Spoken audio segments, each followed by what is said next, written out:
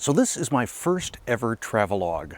In fact, I don't think I've ever even watched a travelogue, so prepare for something pretty amateurish, I'm expecting.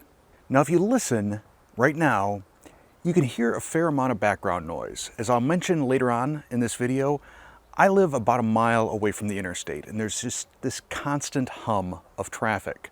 But then it also seems like there's always something going on in my neighborhood. There's always somebody mowing or power washing or leaf blowing or some hammering or something going on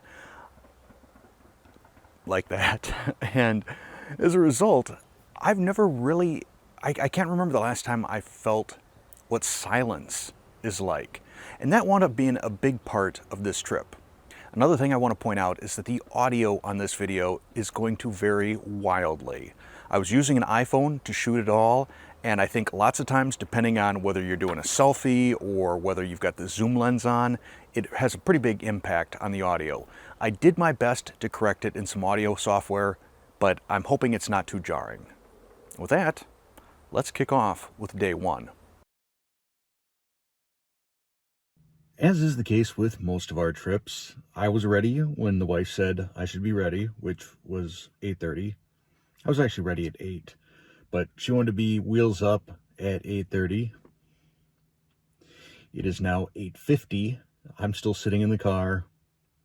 I think she's probably in the bathroom or something. I'm not complaining. I mean, it's a vacation, so casual and all, but pretty predictable. This is usually what happens. So we're about an hour and a half into our drive. My wife has already had a Pepsi and half a box of chocolate chip cookies, and still we're stopping at McDonald's so she can get a cheeseburger and fries. This is what it's like being a keto person living with a non-keto person. All right, we are here. I do not know what this lake is called. It's not a big lake, but we're here. The water is incredibly clear. I don't know that I've ever seen lake water like this before. Usually what I see is kind of brownish green in any lake I've ever been to in the past. So this is our cabin right here. Colton took one step into it, said no, and turned around. The inside of our cabin seems to be largely something out of the 1960s or 1970s with the wood paneling. We've got a little dorm fridge here. Kenmore microwave with a turn dial for the length of time. I would love to know what year this thing was made. So I wouldn't call this roughing it. It's cozy, it's comfortable. Also, the water here, it smells like a skunk getting a perm in a hot garage full of used diapers. It is rough. Definitely glad I brought some bottled water. The sun is starting to set on our first day here. It's not as campy as I thought it was going to be. We've got a tiny little cabin, but it's still very beautiful. And to me, the most striking thing is the lack of noise. I've gotten so used to just the constant hum of traffic. You know, I live probably a mile, maybe a little bit more off the interstate, and there's just this constant hum of traffic. And to not hear anything, there's nothing, is pretty amazing. I'm really, really looking forward tonight after the sun goes down to be out someplace where there's just no light pollution and to be able to really, truly, truly see the stars. Probably for the first time. I mean, I'm trying to think of any occasion where I've ever been someplace where there's absolutely no light. So I'll let you know how that goes. So it turns out that I didn't get to view the stars that first night. We had an epic storm. It was pretty amazing. The thunder and lightning, and we lost power. And the cabin that we had, the walls, I'm guessing, are about an inch thick. So we felt everything. In fact, it was exhilarating and a little bit frightening. On day 2, we went to this zoo/wildlife preserve in Minocqua, and it was amazing. I mean, usually when I go to zoos, I kind of feel this sort of sense of guilt almost, because these are animals in captivity. This did not feel like animals in captivity. There were so many that were allowed to just free roam. Deer and rabbits and goats that were essentially, well, they were completely domesticated. They would just come up to you. You could pet a deer, like antlers and everything. But they had all kinds of exotic animals, things I'd never seen before. And Colton, he got to feed some giraffes. He thought that was pretty hilarious, as you can see right here.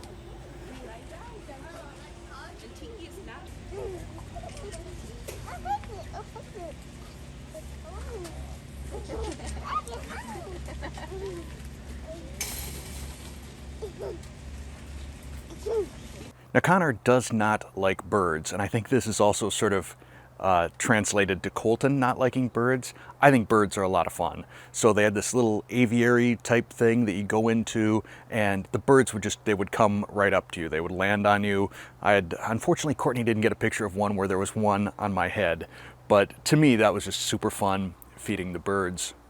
On the whole, the zoo thing, pretty amazing, a lot of fun. We spent the majority of the day there. It was just that big. There was that much to see.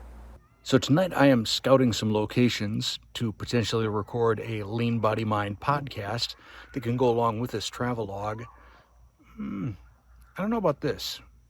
This dock seems kind of cool. I guess it depends on if those kids are making all that noise in the morning.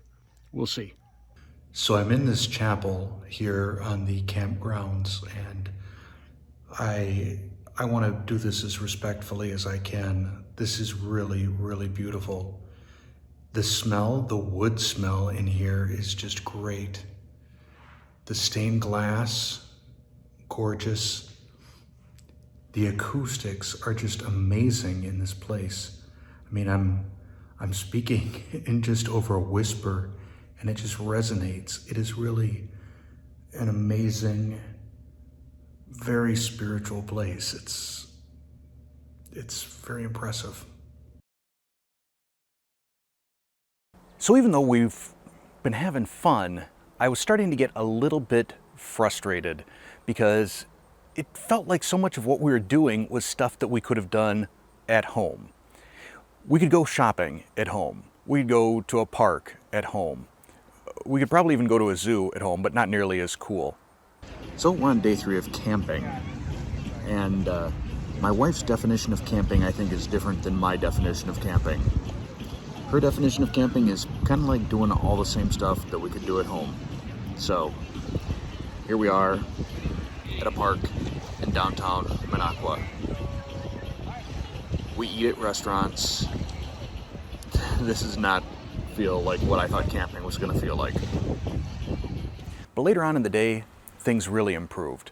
We took Colton out for a pony ride, and it was this very nice, secluded, wooded trail, so it felt like hiking, which was nice. That was something I was looking forward to. Later on in the day, we got out onto the water. First, Connor took Colton out on a kayak. They had a lot of fun doing that. They didn't go all that far from shore. Then we took out a pontoon boat. I let Colton drive a little bit. He thought that was pretty fun, but not nearly as fun as the game of pushing your parents into the water. He thought that was hilarious. Just push. Yeah. Are you gonna jump? Is that funny? You want to come in? Or you want Daddy to come back out? You just want to push Daddy in, or do you want to come in too? I think he just wants to push you.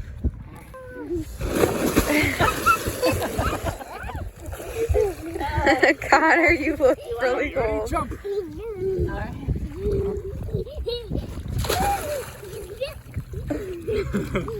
It's too cold. Can't. Is it too cold? Okay. On day 4, the kids went home. It was just the wife and me now. And we spent the majority of the day out on a canoe. Oh, incidentally, that cabin that we had, that was just for the wife and for me. Connor and Courtney and Jaden, they stayed off at a water park / hotel thing. So they were not camping really at all. But they went home, just me and the wife. We spent the majority of the day canoeing. I loved it. It was so much fun. And because there were storms coming, we kind of had the lake to ourselves. Additionally, we saw a number of bald eagles. And this is the first time I've ever seen a bald eagle out in the wild. I think it was an entire family. We saw several of them, and there was one, I'm assuming the male, that just had a massive wingspan. I'm guessing close to 6 feet. It was pretty remarkable to see something like that. We're out here on a canoe.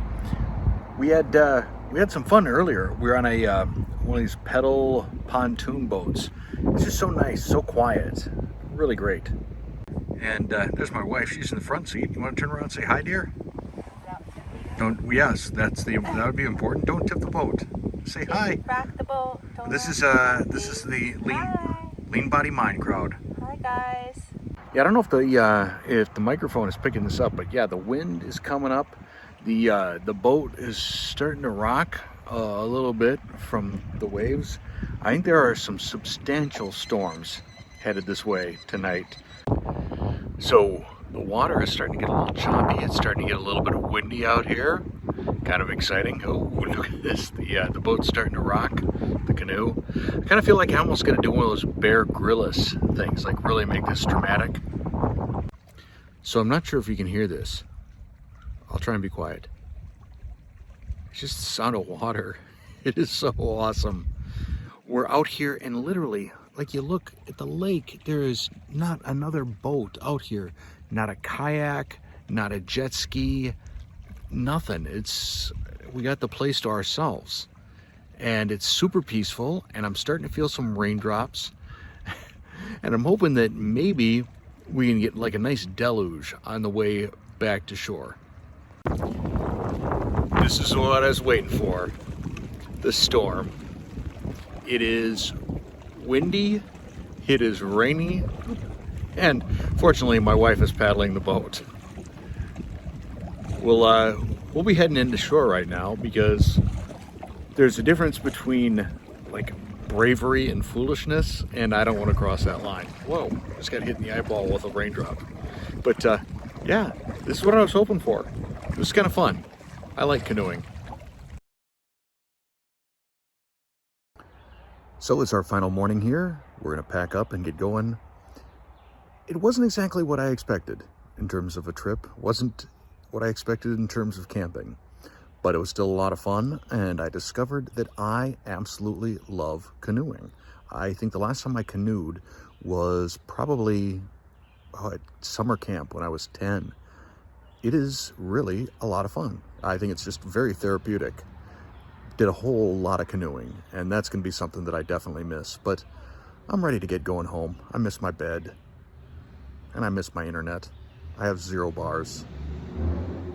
So while this camping trip wasn't really what I was expecting in terms of camping, I mean, I wasn't expecting that we were going to be in a tent and I had to kill my own food or anything like that. But what I wasn't expecting was being in this little, it was really more like a trailer than a cabin, but a cabin amidst a bunch of other cabins on the American Legion's campground.